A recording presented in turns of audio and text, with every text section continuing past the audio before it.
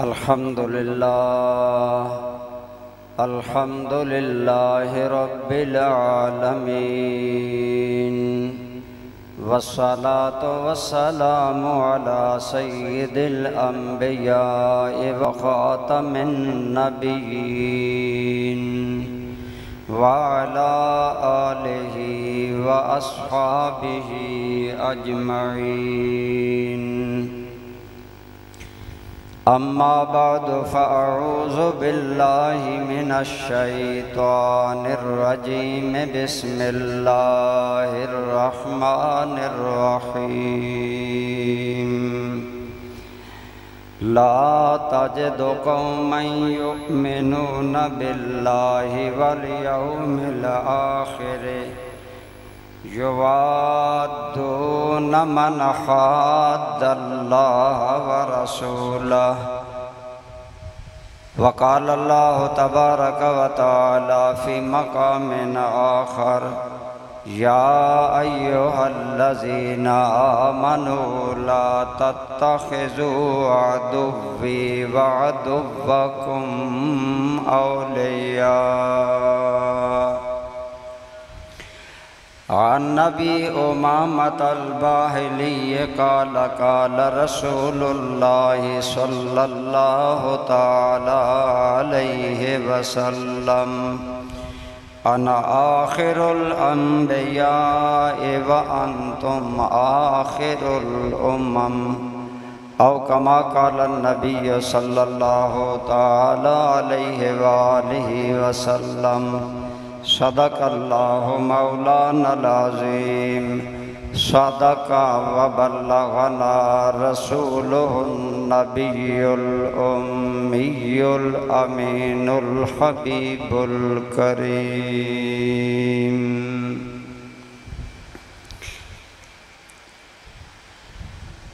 ہم نے ہر دور میں تقدیس رسالت کے لیے ہم نے ہر دور میں تقدیس رسالت کے لیے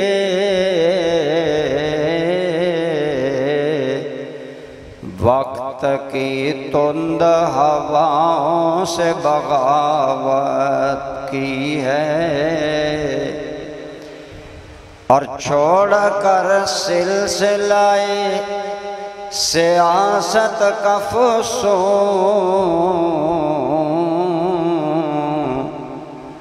چھوڑ کر سلسلہ سیاست کا فسون ہم نے فقط نام محمد سے محبت کی ہے۔ حمد و صلوات کے بعد میر محفل برادر مکرم خطیب العصر فخر آل سنت حضرت علامہ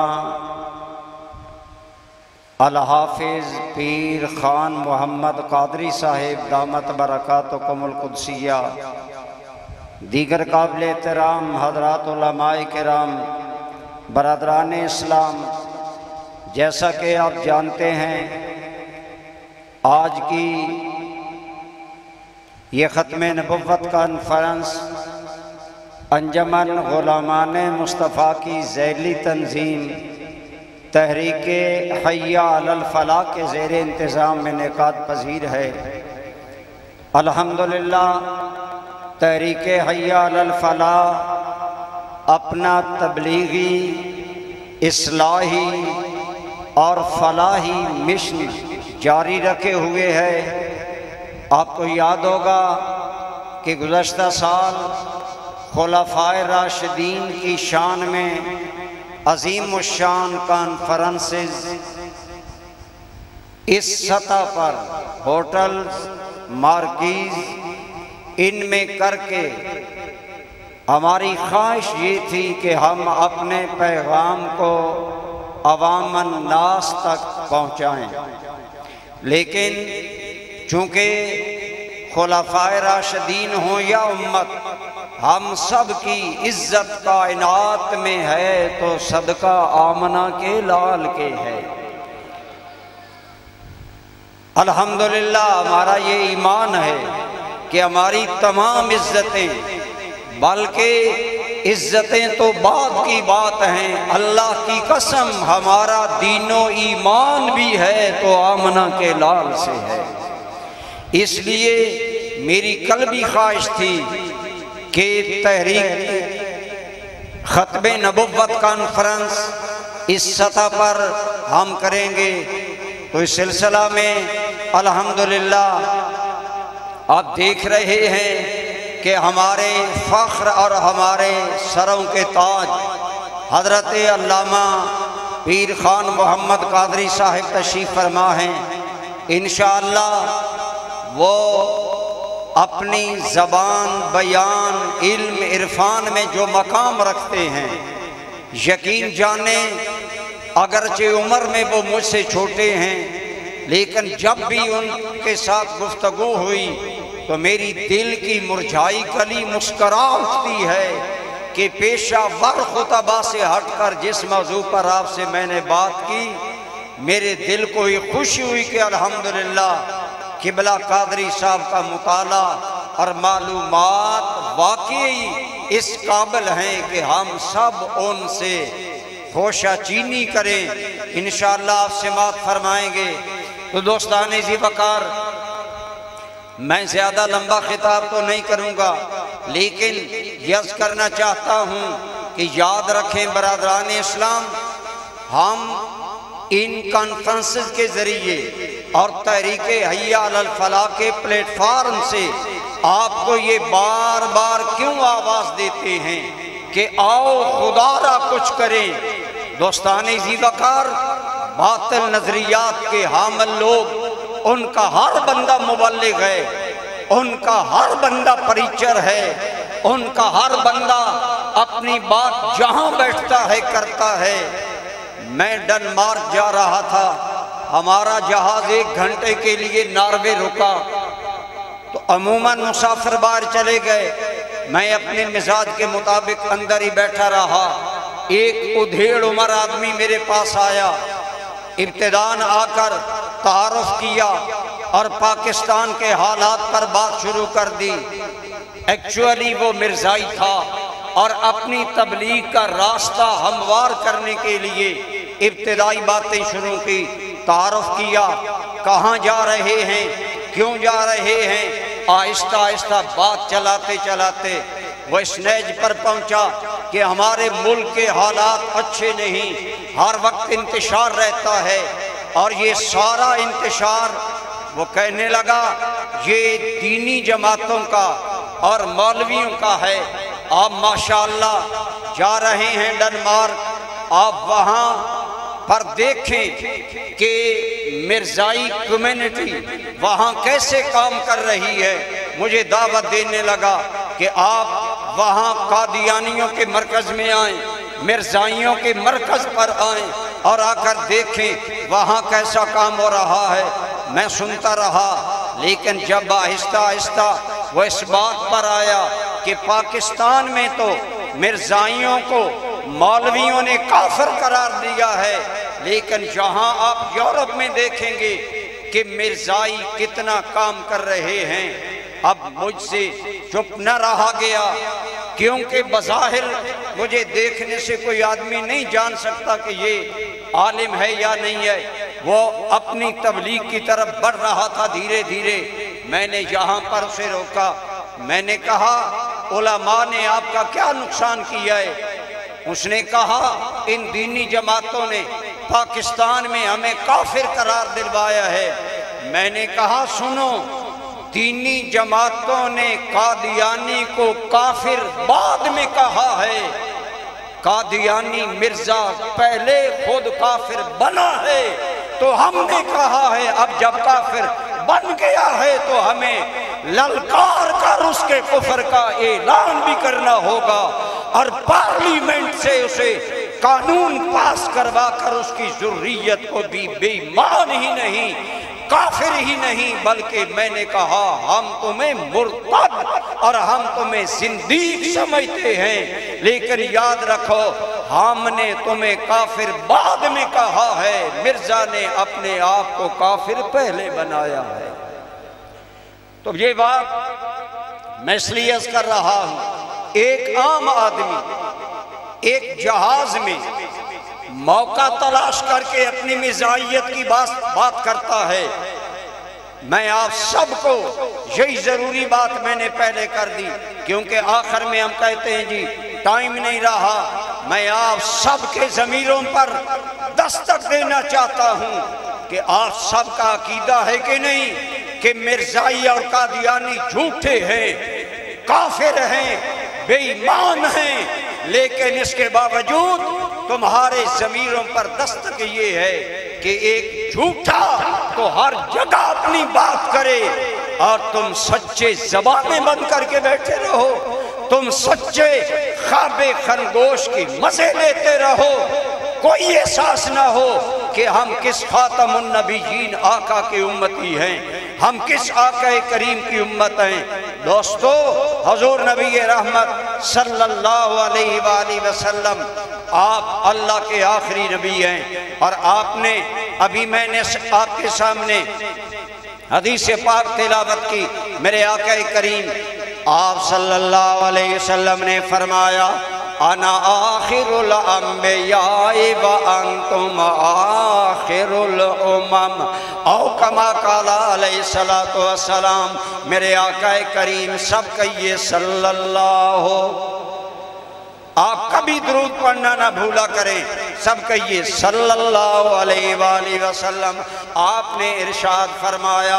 اے لوگوں، میں نبیوں میں سے آخری نبی ہوں اور تم امتوں میں سے آخری امت ہو۔ اس آخری امت کی ذمہ داری کیا ہے؟ پہلے ایسا ہوتا اللہ کا دین ایک نبی لے کر آتا، وہ دنیا سے چلا جاتا، پھر اگلا نبی آتا، بلکہ بعض اوقات ایک زمانے میں ایک علاقے میں کئی نبی بھی آتے، اللہ کا دین پہنچاتے، لیکن آپ کے اور میرے آقا اللہ کے آخری نبی ہیں۔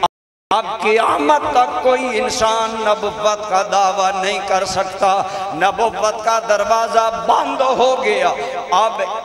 حضور آخری نبی ہیں اور ہم آخری امت ہیں۔ گویا ختم نبوت کا ایک تقاضا یہ ہے کہ لوگوں، میں نے اپنے محبوب پر نبوت مکمل کر دی، نبوت ختم کر دی، اب قیامت تک میرا دین قائم رکھنے اور زندہ رکھنے کے لیے نبی تو نہیں آئیں گے، پر نبیوں والا یہ کام میرے نبی کی آخری امت کرے گی۔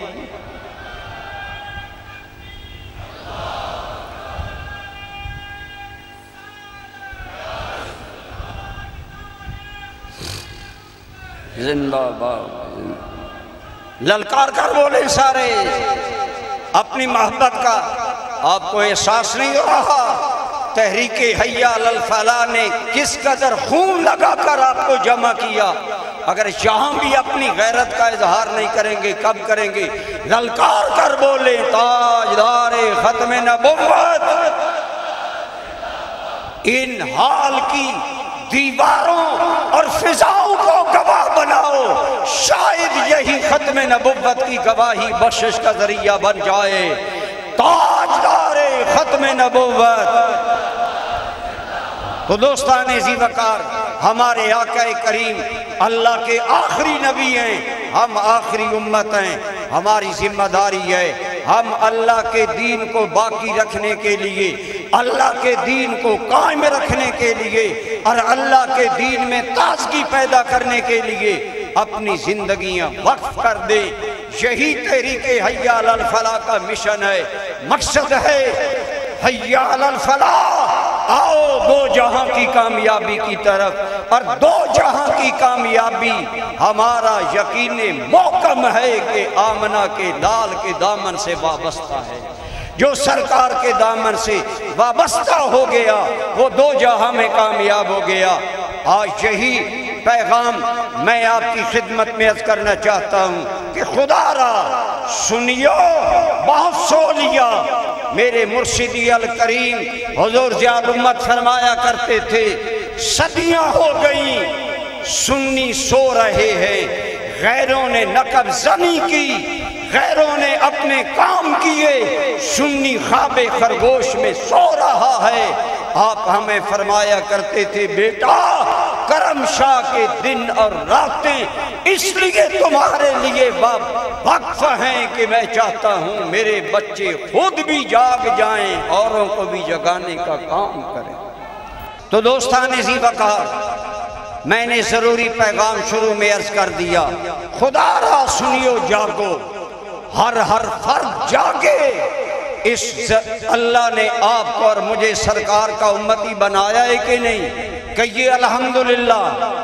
ہمیں اللہ کریم نے اپنے محبوب کریم کا امتی بنایا، اور میرے آقا کا امتی ہونا یہ وہ اعزاز ہے جس کے لیے اللہ کے نبی دعائیں مانگتے گئے، تمنائیں کرتے گئے، آرزویں کرتے گئے، لیکن اگر اللہ نے آپ کو اور مجھے بن مانگے یار کا امتی بنایا، ہمیں اس عزت، اس شرف اور اس اللہ کی نعمت کا شکر ادا کرنا ہوگا کہ ہم نے اپنے آقا کے دین کے لیے کام کرنا ہوگا۔ ہم نے اس کے لیے محنت کرنی ہے، ہر سطح پر کرنی ہے، دارالعلوم بنانے ہیں، ادارے بنانے ہیں، ہم نے ہر نوعیت کا کام کرنا ہے، اور عوامی سطح پر گھر گھر پیغام مصطفیٰ پہنچانے کے لیے تحریک حی علی الفلاح قائم ہوئی۔ الحمدللہ اس کے یونس کام کر رہے ہیں، میں ان سب کا بھی شکریہ ادا کرتا ہوں، لیکن دوستان ذی وقار، اس سے بڑھ کر اور آگے ہمیں بڑھنا ہوگا۔ تو میں عرض کر رہا ہوں، عقیدہ ختم نبوت وہ قطعی اور یقینی عقیدہ ہے جس کے اندر شک کرنے والا آدمی ایماندار نہیں ہو سکتا، اور سرکار کریم کے دور سے لے کر آج تک جھوٹے نبوت کے دعوے دار پیدا ہوتے رہے، لیکن یاد رکھیں سرکار کی امت نے ہر دور میں ختم نبوت کے تحفظ اور حفاظت کا حق ادا کیا۔ میرے آقا کے وصال ظاہری کے بعد جناب سیدنا صدیق اکبر کا دور آیا، صدیق اکبر نے ختم نبوت پر پہرا دیا، اور جو فتنے کھڑے ہوئے ان میں ایک فتنہ یہ تھا کہ نئے نئے نبی نبوت کے دعوے دار بن گئے، اور جب کئی فتنے تھے، ایک فتنہ نماز، ایک قبیلہ کہنے لگا ہم نمازیں 5 نہیں پڑھیں گے 3 پڑھیں گے، کوئی کہنے لگا ہم زکوٰۃ نہیں دیں گے، کوئی کہنے لگا ہم نے تو کلمہ محمد کی فوجوں کی ڈر سے پڑھا تھا، ہم اپنے آبائی دین کی طرف جا رہے ہیں، یعنی کوئی مرتد ہو گیا، کوئی منکر نماز ہو گیا، کوئی منکر زکوٰۃ ہو گیا، کوئی منکر ختم نبوت ہو گیا۔ جناب صدیق اکبر نے ہر محاذ پر جنگیں کی، مقابلہ کیا، حضرت عمر جیسا انسان کانپ گیا، فتنے زیادہ ہیں، اگر ہر جگہ مقابلہ کریں گے کیسے چلیں گے؟ عرض کیا حضور والا فی الحال انہیں رعایت دیجئے، ایک ایک کا مقابلہ کریں، لیکن وہ صدیق اکبر جس کا دل اللہ نے غیرت ایمانی سے مزین کیا تھا، حضرت صدیق اکبر نے جناب عمر کو گریباں سے پکڑا، فرمایا عمر تیری ماں تمہیں روئے، کفر میں بڑا بہادر تھا، آج اسلام میں بزدل کیوں بن رہا ہے؟ یاد رکھو اگر ساری دنیا ابو بکر کو چھوڑ جائے، ابو بکر اکیلا رہ جائے، اللہ کی قسم جب تک ابو بکر زندہ ہے نبی کے دین میں کوئی تبدیلی نہیں آئے گی۔ تو میرے آقا کا یہ خلیفہ بلا فاصل، حقیقی خلیفہ بلا فاصل سیدنا صدیق اکبر ختم نبوت کے پہرے دار بنے، ایسا پہرا دیا، ایسا پہرا دیا۔ ایک مرتبہ ایک آدمی کا نام ہے دبا بن محسن انزی وہ حضرت عمر سے کہنے لگا اے عمر تم نے لاکھوں مربع میل میں اللہ کا دین پھیلایا، میرا موقف یہ ہے انت خیر من ابی بکر، اے عمر تم حضرت ابو بکر سے بھی بازی لے گئے، تم حضرت ابو بکر سے افضل ہو۔ جب حضرت عمر نے دبا کے منہ سے یہ بات سنی، اس نے کہا میرے نزدیک عمر تم صدیق اکبر سے بہتر ہو۔ حضرت عمر کی آنکھوں میں آنسو آ گئے، آپ نے فرمایا واللہ للیلۃ من نبی بکر خیر من عمر ویوم من نبی بکر خیر من عمر وآل عمر۔ اے آدمی سن، تو کہتا ہے عمر ابو بکر سے افضل ہے، میں کہتا ہوں ابو بکر کی ایک رات اور ابو بکر کا ایک دن عمر سے بھی اعلیٰ ہے، عمر کی ساری آل سے بھی اعلیٰ ہے۔ میں آپ کو عرض یہ کرنا چاہتا ہوں، تحریک حی علی الفلاح والو، سامعین کرام، ختم نبوت کے لیے اس گرمی میں بیٹھنے والوں، میں آپ کو بتانا چاہتا ہوں کہ ختم نبوت کی خدمت، اس کی حفاظت اور اس کے دفاع کے لیے اور اس کے لیے کام کرنا کتنی بڑی عبادت ہے۔ عمر جیسا انسان جس نے 24 لاکھ مربع میل پر حکومت عدل و انصاف قائم کی، وہ عمر کہتا ہے او مشن مجھ سے صدیق کی ایک رات بھی اعلیٰ ہے۔ کون سی رات؟ کہا جب غار ثور میں مصطفیٰ سو رہے تھے صدیق پہرا دے رہا تھا، وہ صدیق کی رات میری ساری زندگی سے بہتر ہے۔ اور سن، وہ دن ابو بکر کا عمر اور آل عمر سے بہتر ہے، جبکہ منکرین ختم نبوت اور بطور خاص مسیلمہ کذاب کی بڑی مضبوط قوم ختم نبوت کی منکر بنی، تو اس وقت ان منکرین ختم نبوت کے ساتھ جو فیصلہ دن کے وقت ابو بکر نے کیا کہ ابو بکر کا بدن پھاڑا جا سکتا ہے، لیکن ابو بکر کے زندہ ہوتے ہوئے نبی کے دین میں کوئی تبدیلی نہیں ہو سکتی۔ تو دوستان ذی وقار، الحمدللہ عقیدہ ختم نبوت کا دفاع صحابہ سے شروع ہوا،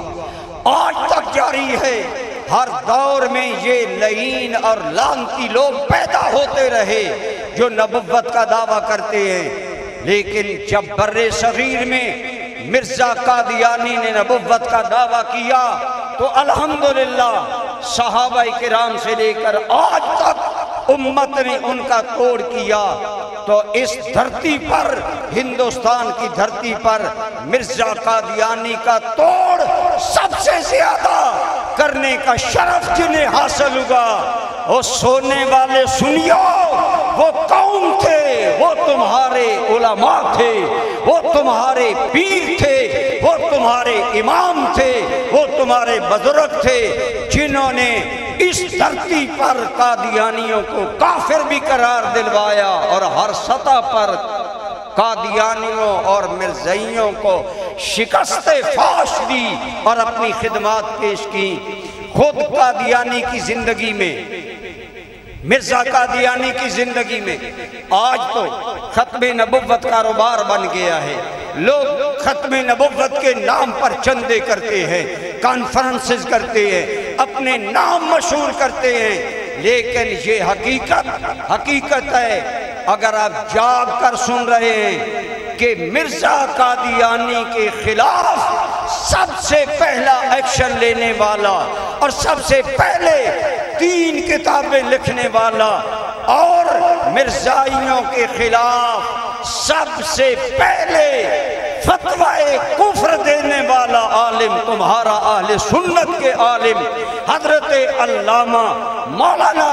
غلام دستگیر نقشبندی قصوری تھے،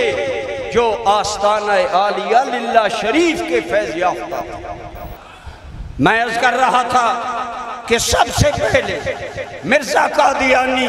اور اس کی جماعت پر کفر کا فتویٰ دینے کا شرف اہل سنت کے بزرگ حضرت علامہ مولانا غلام دستگیر نقشبندی قصوری کو حاصل ہے۔ دارالعلوم دیوبند سے فتویٰ کفر بہت بعد میں نکلا، سب سے پہلا فتویٰ کفر دینے والے اور پنجاب کی سطح پر مرزائیوں کے خلاف سب سے پہلا یہ فتویٰ دینے والا کہ مرزائی بے ایمان ہیں اور ان سے نکاح کرنا جائز نہیں، یہ شرف آپ سنیوں کے ایک بہت بڑے عالم اور میرے سیدی الکریم ضیاء الامت کے شہر کے بہت بڑے عالم جنہیں قطب لاہور کہا جاتا تھا، ان کا نام ہے مولانا غلام قادر بھیروی۔ انہوں نے سب سے پہلے قادیانیوں کے خلاف یہ فتویٰ دیا کہ یہ بے ایمان لوگ ہیں اور ان سے نکاح نہیں کرنا چاہیے۔ میں ٹائم اور موضوع سب قبلہ قادری صاحب کے لیے چھوڑ رہا ہوں، ویسے وہ خود ایسی ذات ہیں، منہ سے جو بھی بولتے جائیں وہ خود تقریر بنتی چلی جاتی ہے، لیکن میں اپنی ساری باتیں سمیٹ کر عرض کرتا ہوں کہ اس فتوے سے لے کر ہر محاذ پر الحمدللہ اہل سنت نے ختم نبوت کے مشن کو آگے بڑھایا، اور مرزا قادیانی نے جب اپنی زندگی میں 86 علماء کو مناظرے کی دعوت دی، جن میں غیر مقلدین، علماء دیوبند، علماء شیعہ، علماء اہل سنت و جماعت کے اکابر شامل تھے، مرزا نے سب کو چیلنج دیا، ہے تمہارے اندر کسی کے دم میں خم تو میرے مقابلے میں آئے، عربی میں تفسیر لکھے، میں اس کو جھوٹا ثابت کروں گا اور میں فتح پاؤں گا۔ لیکن اس سارے ہندوستان میں سے جن جن علماء نے اس کا چیلنج قبول کیا، ان سب میں سے سب سے بڑا نام نامی تاجدار گولڑا پیر مہر علی شاہ صاحب کا آتا ہے۔ تو حضرت پیر مہر علی شاہ صاحب رحمت اللہ علیہ کو تمام مکاتب فکر نے اپنا نمائندہ چنا، اور کیوں نہ چنتے؟ کائنات میں ہمارا تو ایمان ہے کہ عزتیں جسے ملتی ہیں حضور کی بارگاہ سے ملتی ہیں۔ یاد رکھو پنڈادن خان والو، اللہ کی قسم، آج اگر دنیا میں ضیاء الامت کا پرچم لہرا رہا ہے تو وہ بھی اس لیے کہ ضیاء الامت پر حضور نبی رحمت کی نظر تھی، اور پیر مہر علی شاہ صاحب بھی ختم نبوت کے ہیرو اس لیے بنے کہ پیر مہر علی شاہ صاحب پر بھی نظر خود حضور کی تھی۔ سرکار نے خود کرم کیا، پیر مہر علی شاہ صاحب کی ڈیوٹی لگائی کہ مہر علی آپ حج کے لیے گئے، ارادہ تھا کہ میں مکہ میں ہی رہوں گا، اب واپس ہندوستان نہیں جاؤں گا، لیکن حضرت پیر صاحب فرماتے ہیں مجھے خواب میں نبی رحمت صلی اللہ علیہ وسلم کا دیدار ہوا، اور خواب میں آپ نے مجھے فرمایا مہر علی ہندوستان میں مرزا قادیانی، قادیان میں مرزا قادیانی تعویل کی کینچیوں سے میری حدیثیں کاٹ رہا ہے، تم یہاں بیٹھے ہو، جاؤ جا کر اس فتنے کا مقابلہ کرو۔ تو گویا پیر مہر علی شاہ صاحب پر نگاہ انتخاب ہمارے زندہ جاوید نبی کی تھی، جن کے بارے میں آج بھی ہمارا عقیدہ ہے۔ ہم وہ نہیں جو کہیں نبی مر کر مٹی میں مل گیا، ہم وہ ہیں جو سمجھتے ہیں نبی پاک آج بھی امتیوں سے کام لے رہے ہیں، زندہ جاوید ہیں، اور جس پر حضور کی نگاہ کرم پڑتی ہے وہی حضور کے دین کا بول بالا کرتا ہے۔ تو پیر مہر علی شاہ صاحب رحمت اللہ تعالی علیہ، آپ نے اس کا چیلنج قبول کیا، اور مشہور بات ہے آپ لاہور میں علماء مشائخ کے جمع غفیر کے ساتھ آئے اور وہاں پر چیلنج دیا، لیکن مرزا قادیانی نہیں آیا۔ تعویلیں کبھی کہتے یہ کر لو، کبھی کہتے یہ کر لو، میں وہ ساری باتیں نہیں کرتا، وقت قلیل ہے۔ ان کا مرزائیوں کا ایک بندہ کہنے لگا مرزا جی کہتے ہیں ایک مریض رکھو، مہر علی بھی دعا کرے، میں بھی دعا کروں گا، جو سچا ہوگا اس کی دعا پر وہ بیمار صحت یاب ہو جائے گا۔ حضرت پیر میر علی شاہ صاحب رحمت اللہ تعالیٰ علیہ نے فرمایا وہ بیماروں کے لیے دعا کرنے کا کہتا ہے، اسے کہو ایک مرتبہ آئے صحیح، اگر مردوں کو زندہ کرنے والی بات بھی آئی تو رسول اللہ کے غلام حاضر ہیں۔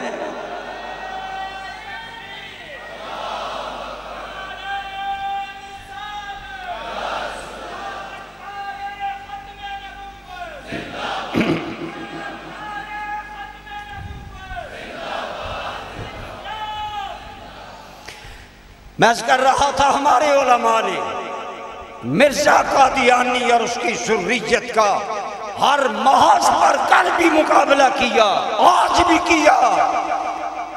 آج ختم نبوت کو کاروبار بنانے والے تو بہت ملیں گے، لیکن مرزا کی آنکھوں میں آنکھیں ڈال کر اگر بات کرنے والا تھا تو وہ سنیوں کا پیر تھا۔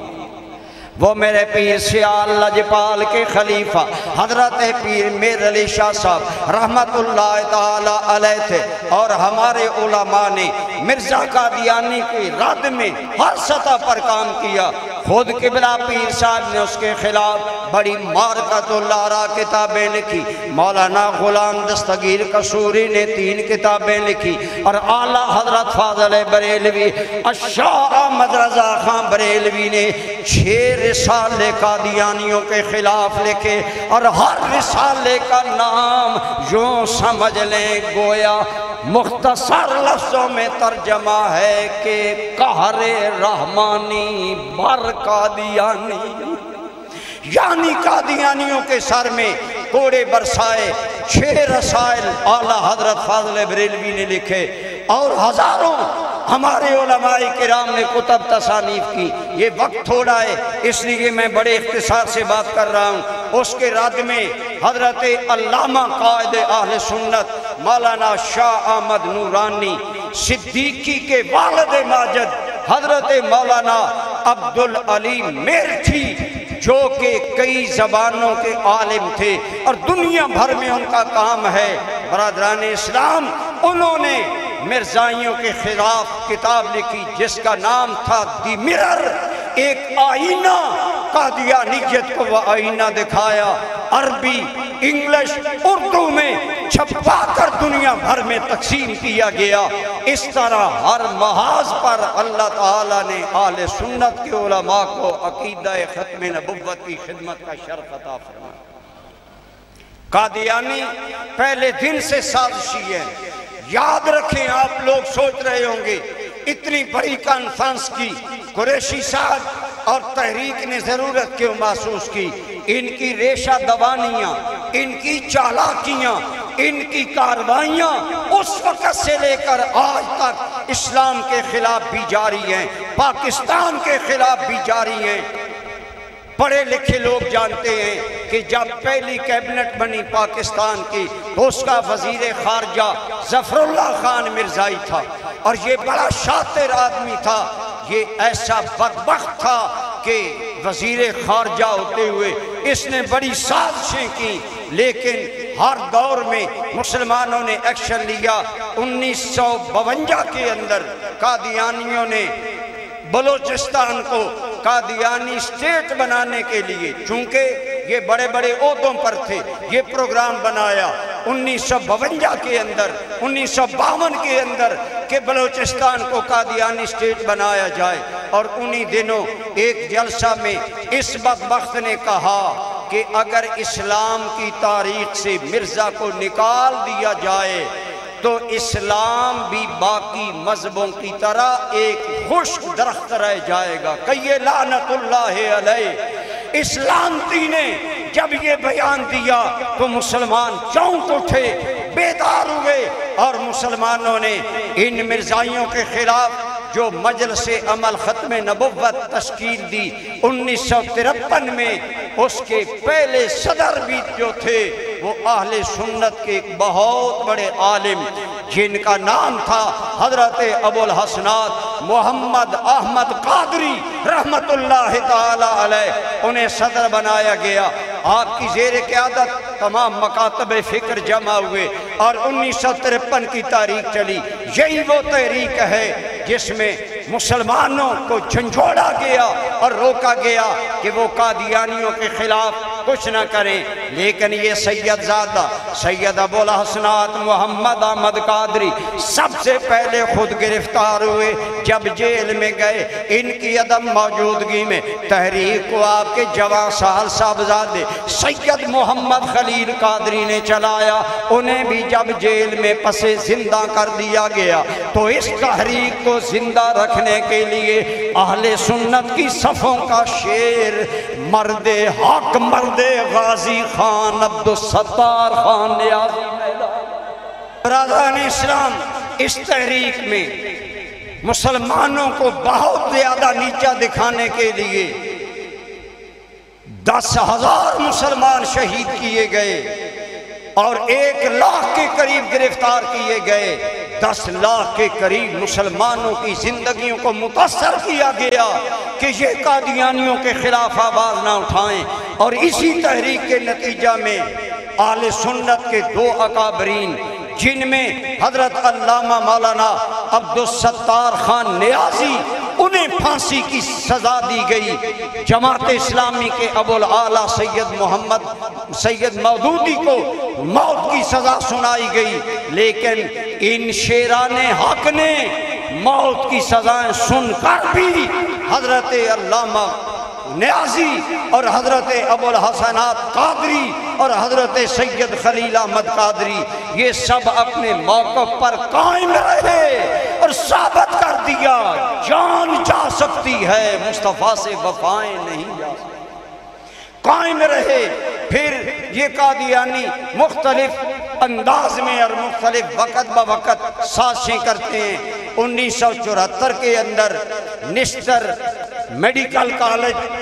کے لڑکے آ رہے تھے جو کہ سیر کے لیے جا رہے تھے، ان کے ساتھ ربوہ کے مقام پر زیادتی کی گئی، انہیں مارا گیا، لو لہان کیا گیا۔ ان بچوں میں پہلے ان ظالموں نے اپنا مرزائی لٹریچر تقسیم کیا، لیکن وہ بچے غیرت مند تھے۔ اگر کالجز، یونیورسٹیوں اور سکولوں کے بچے سن رہے ہیں تو 1974 میں کالج کے لڑکے اتنے غیرت مند تھے کہ جب ربوہ کے اسٹیشن پر انہوں نے اپنا لٹریچر دیا تو ہمارے بچوں کی غیرت ایمانی بیدار ہو گئی، لٹریچر پھاڑا اور تاجدار ختم نبوت کے نعروں سے ربوہ کا پلیٹ فارم گونج اٹھا،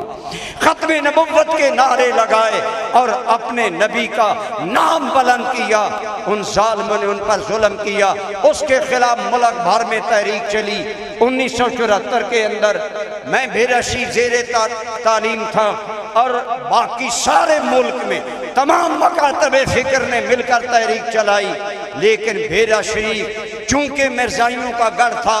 اس لیے بھیرا شریف میں تحریک ختم نبوت میں خود میرے مرشد کریم حضور ضیاء الامت آپ جلوسوں کی قیادت کرتے۔ میں نے کتنی مرتبہ آپ کے خطابات سنے، اور انہی دنوں آپ جانتے ہیں یہ سارا آپ جو پنڈال کی رونق دیکھ رہے ہیں یہ تحریک حی علی الفلاح کے نوجوانوں کا کارنامہ ہے۔ نوجوان کسی قوم کا سرمایہ ہوتے ہیں۔ اقبال نے کہا تھا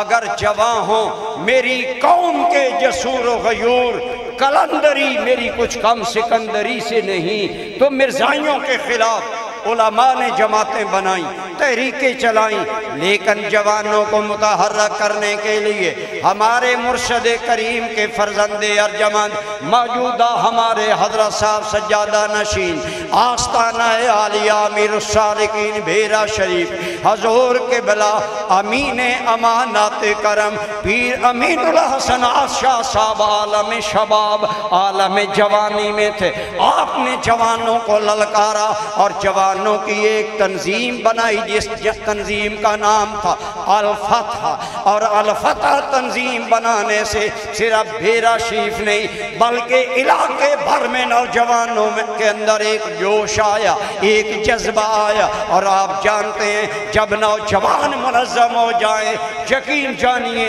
میں نے خود اس عمر کے خطاب قبلہ صاحبزادہ صاحب کے سنے ہیں، میرے مرشد کریم پیر امین الحسن شاہ صاحب کے خطابات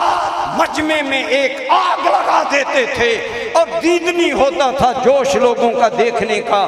مرزائیوں نے جب دیکھا کہ حضور ضیاء الامت کا یہ نور نظر لخت جگر اپنے والد کریم کے مشن پر، اپنے نبی کی عصمت کے لیے اپنی جوانی بھی میدان میں لے آیا ہے، تو انہوں نے آپ پر قاتلانہ حملہ کروایا۔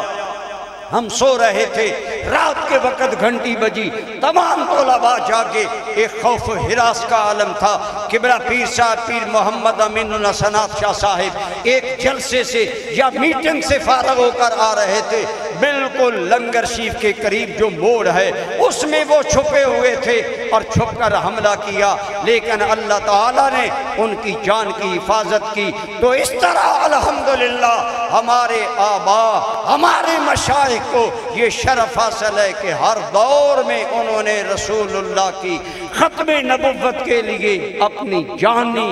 مالی، وقتی قربانیاں دی۔ میں چاہوں گا ہمیں انہی قربانیوں آگے انہیں چلانا چاہیے۔ اور پھر یہ تحریک جب زوروں پر آئی تو 7 ستمبر 1974 کے اندر مرزائیوں کو کافر قرار دیا گیا۔ یہ تو ہر کوئی بیان کرتا ہے، لیکن یہ بھی بتاؤ نا، یہ قرارداد پارلیمنٹ کی دنیا میں پہلی مرتبہ مرزائیوں کو کافر قرار دینے کی آواز کا نعرہ حق لگانے والا کون تھا؟ اگر تاریخ کے ورقے پلٹو گے تو وہ سنیوں کا امام اور قائد علامہ شاہ احمد نورانی۔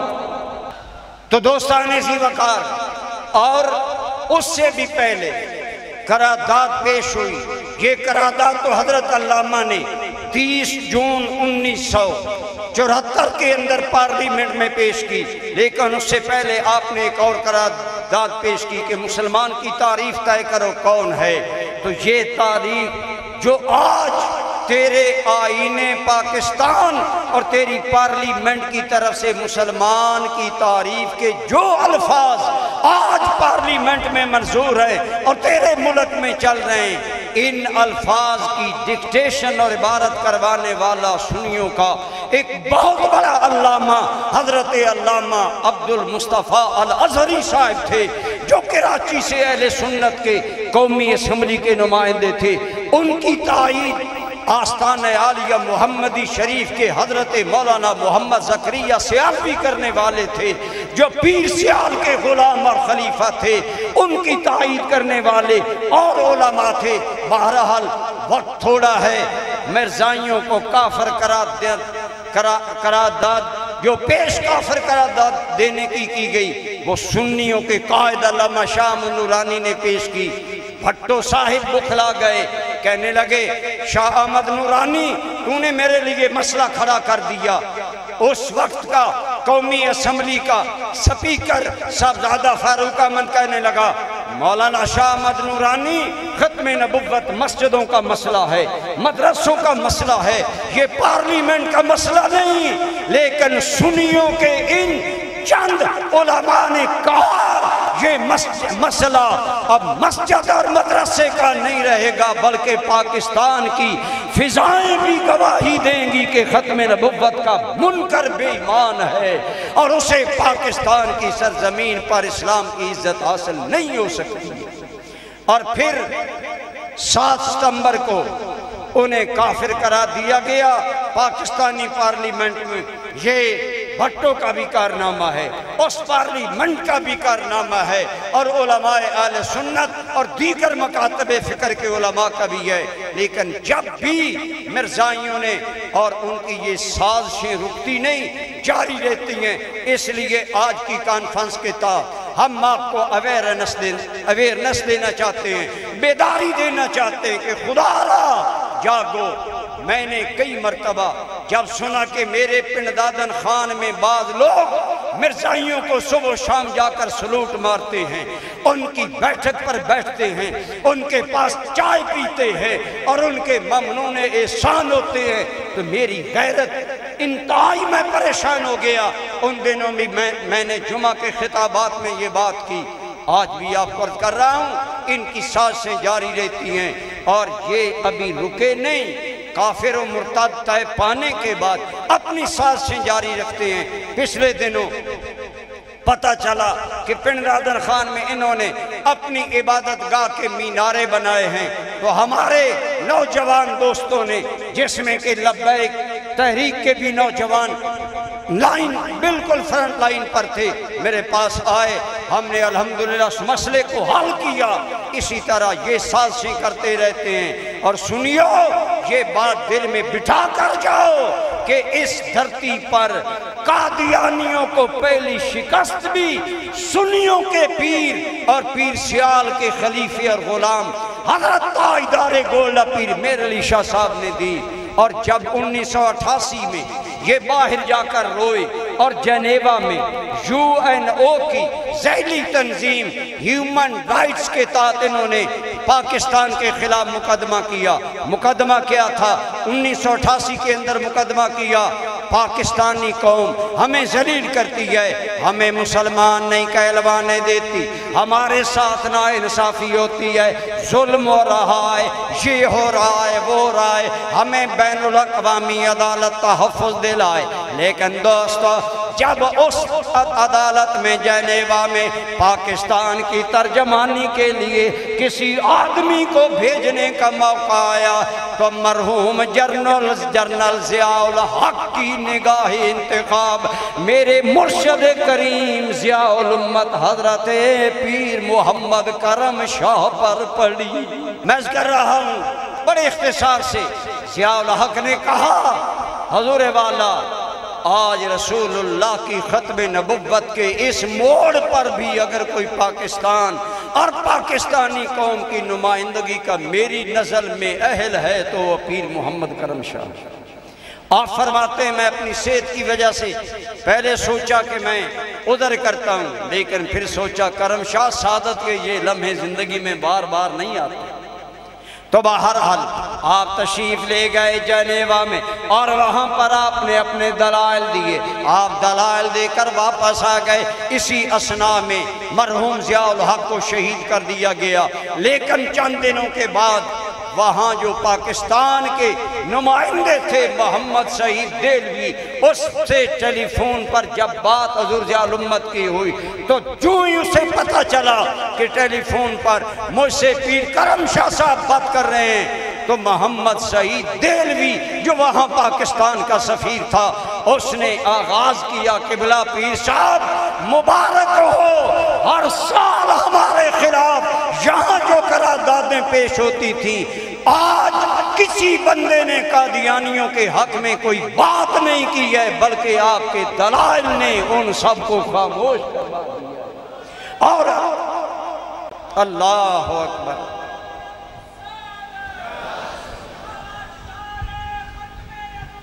زندہ باد، زندہ باد، زندہ باد۔ تو دوستو، خود مرزا قادیانی کو اگر شکست کے چنے چبوائے تب بھی سنیوں کے پیر میر علی شاہ صاحب رحمت اللہ علیہ، پیر سیال کی منظور نظر شخصیت، اور اگر قادیانیوں کے تابوت میں بین الاقوامی سطح پر چیخنے اور رونے کی آوازوں کے تابوت میں آخری کیل لگایا تو وہ بھی سنیوں کے پیر اور پیر سیال کے منظور نظر میرے مرشد کریم حضور ضیاء الامت تھے۔ اسی لیے میں کہہ رہا ہوں، بلکہ بڑی پیاری بات، ایک بھائیوں میں اختلافات ہوتے رہتے ہیں، سنیو غور سے سنو، سنیو ہوش سے رہا کرو، آپس میں گھر کی بات ہوتی رہتی ہے، لیکن جب کسی نے علامہ شیخ الاسلام پروفیسر طاہر القادری صاحب سے پوچھا کہ طاہر القادری صاحب آپ ختم نبوت کی خدمات کے بارے میں، اس دور کے بارے میں کیا کہیں گے؟ تو طاہر القادری صاحب نے کہا ختم نبوت کی باتیں مسجدوں میں ہوتی تھی، مدرسوں میں ہوتی تھی، پارلیمنٹ میں ہوئی، آئین میں ہوئی، لیکن عوام کے زبانوں پر جس نے نبی پاک کی ختم نبوت کا سب سے زیادہ تعارف اس دور میں پہنچایا ہے، اس سنیوں کے قائد اور سنیوں کے مخلص عالم کا نام ہے شیخ الحدیث علامہ خادم حسین رضوی، جس کی آج اخلاص اور محنت کے صدقے آج بچے بچے کی زبان پر ہے تاجدار ختم نبوت۔ زندوں کی طرح بولو، تاجدار ختم نبوت۔ جس کے اندر ایمان و غیرت ہے خاموش نہیں رہے گا، بولو تاجدار ختم نبوت، تاجدار ختم نبوت۔ میری باتیں بہت لمبی ہو گئیں، انتہائی برادر مکرم قادری صاحب سے معذرت، لیکن میں اپنی بات کو سمیٹتا ہوں۔ ان میں سے پہلی بات یہ ہے کہ خدا را عقیدہ ختم نبوت کے بارے میں بیدار رہیے، اور کسی قادیانی کسی مرزائی شک بھی پڑ جائے اس کے قریب نہ جاؤ۔ اللہ کریم کا ارشاد ہے یا ایھا الذین آمنوا لا تتخذوا عدوی وعدوکم اولیاء۔ ایمان والو، میرے اور اپنے دشمنوں کو کبھی بھی اپنا دوست نہ بناؤ۔ جو نہ پاکستان کے دوست ہیں نہ اسلام کے دوست ہیں، تیرے دوست کیسے ہو سکتے ہیں؟ آج اگر مرزائیوں سے پینگیں محبت کی بڑھاؤ گے، یاریاں نبھاؤ گے، اگر ان کی سے بائیکاٹ نہیں کرو گے، کل قیامت میں حوض کوثر پر رسول اللہ کو کون سا منہ دکھاؤ گے؟ اس لیے خدا را بیدار رہیں، اور اس بیداری کے لیے میں اعلان کر رہا ہوں، تحریک حی علی الفلاح پورے علاقے میں مختلف خصوصاً ربیع الاول میں سیرت کوئز کرواتی ہے۔ اس سال انشاءاللہ تحریک حی علی الفلاح کے سارے یونٹس ربیع الاول کے اندر جو کالج سکولوں کے بچوں میں مقابلے کوئز پروگرام کروائیں گے، ان سب کا موضوع ختم نبوت ہوگا، تاکہ ہماری نسلوں کو ختم نبوت کے جملہ پہلوؤں سے آگاہی حاصل ہو، آپ کو پتہ چلے ختم نبوت عقیدہ کتنا ضروری ہے، اس پر قائم رہنا کتنا ضروری ہے، اور پھر جن کے آباء و اجداد نے پہرا دیا۔ اسی لیے میں نے کہا کہ پیر میر علی شاہ صاحب اور مولانا غلام دستگیر صاحب سے لے کر حضور پیر امین الحسنات شاہ صاحب تک ہمارے اکابر نے اپنے اپنے انداز میں تحریک حی علی الفلاح کے لیے کام کیا۔ ہمیں بھی کرنا چاہیے کہ نہیں کرنا چاہیے؟ میں آپ سے عرض کروں گا، اپنے اپنے علاقوں میں تحریک حی علی الفلاح کی ممبرشپ اختیار کریں۔ ہر جگہ ہمارا ماہانہ تربیتی فلاحی اصلاحی پروگرام ہوتے ہیں، ان میں شامل ہوا کریں، اور اس کی ممبرشپ اختیار کر کے اپنے عقیدہ عمل کو محفوظ کریں، جلا بخشے۔ نے ہماری حوصلہ افزائی کر کے ہمیں خوشیاں دیں، اللہ آپ کو دو جہاں کی خوشیاں عطا فرمائے، اور آپ کو اور مجھے اللہ رسول اللہ کی غلامی میں موت عطا فرمائے۔ آخری پیغام میں عرض کروں گا، سنیو رسول اللہ کے امتیو، تو نہیں ہے اس جہاں میں منہ چھپانے کے لیے، تو نمونہ بن کے آیا ہے زمانے کے لیے، تو نہیں ہے وقت غفلت میں گوانے کے لیے، تو دنیا بھر کے سوتوں کو جگانے کے لیے، تیرا یہ مقام ہے، اس مقام کو جانو پہچانو۔ اقبال نے کہا تھا، بے خبر تو جوہر آئینہ ایام ہے، اس زمانے میں خدا کا آخری پیغام ہے۔ رسول اللہ کے اس آخری دین کے آپ سارے نمائندے ہیں، ہمیں ہر حال میں دین کے لیے کام کرنا چاہیے۔